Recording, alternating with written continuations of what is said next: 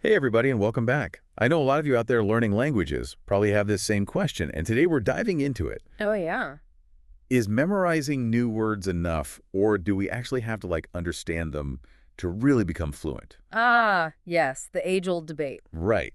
So to get to the bottom of this, we've got some really cool research and expert opinions to share today. Yeah, we're going to be talking about how our brains store new words and what strategies work best for actually remembering them long term. Exactly.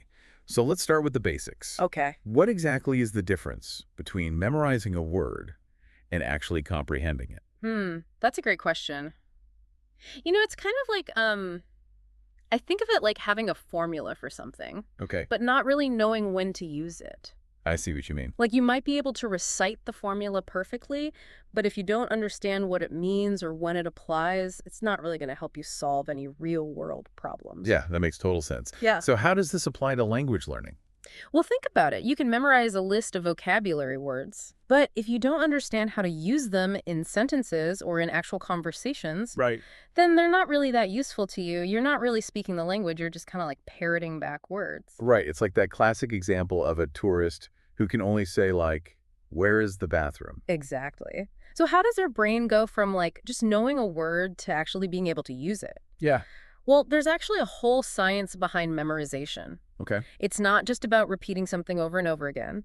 There are actually four distinct stages that our brains go through. Okay. Tell me more about these stages. All right, so the first stage is encoding, and this is where your brain basically takes a mental snapshot of the word. Okay, like a mental picture. Yeah, Yeah. exactly.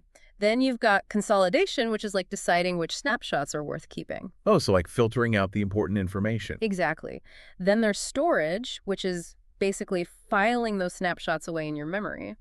And finally, retrieval, which is like pulling that snapshot back out when you need it. Yeah. So is that why sometimes we forget things we just studied? Yes, exactly. And there's the scientific term for that. It's called the Ebbinghaus forgetting curve. Wow.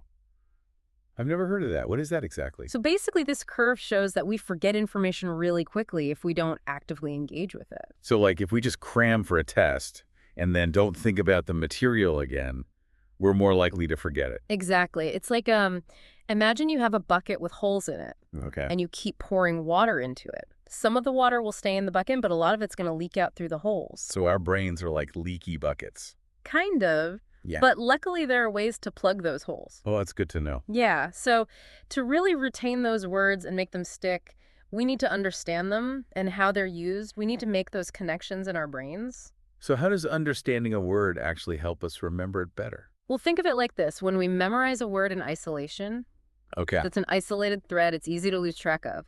But when we comprehend a word, we're connecting it to its meaning, its usage, even our own personal experiences. So it becomes like a web of interconnected information. Exactly. And that makes it a lot harder to forget. That makes sense. Oh. So it's not just about knowing the word, Yeah. but understanding its context and how it fits into the bigger picture. Precisely. And this process of creating meaning is called semantic encoding.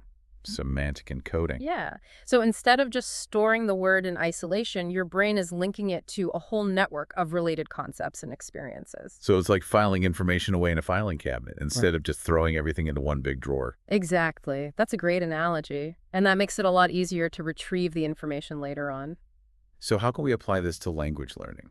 Well, I think a great example is personal experience. Uh-huh. I tried memorizing vocabulary lists from a textbook and they just wouldn't stick. I've been there.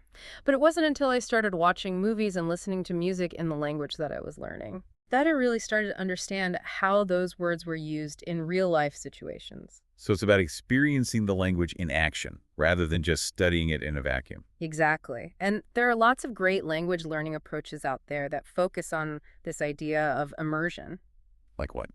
Well, for example, there's Lang Magic. Oh, yeah, I've heard of that. They use real-life dialogues and interactive exercises to help you learn the language in a more natural and engaging way. So it's not just about memorizing lists of words, but actually using them in context. Exactly. And that's what helps you really internalize the language and make it your own. So it seems like the key takeaway here is that simply memorizing words isn't enough.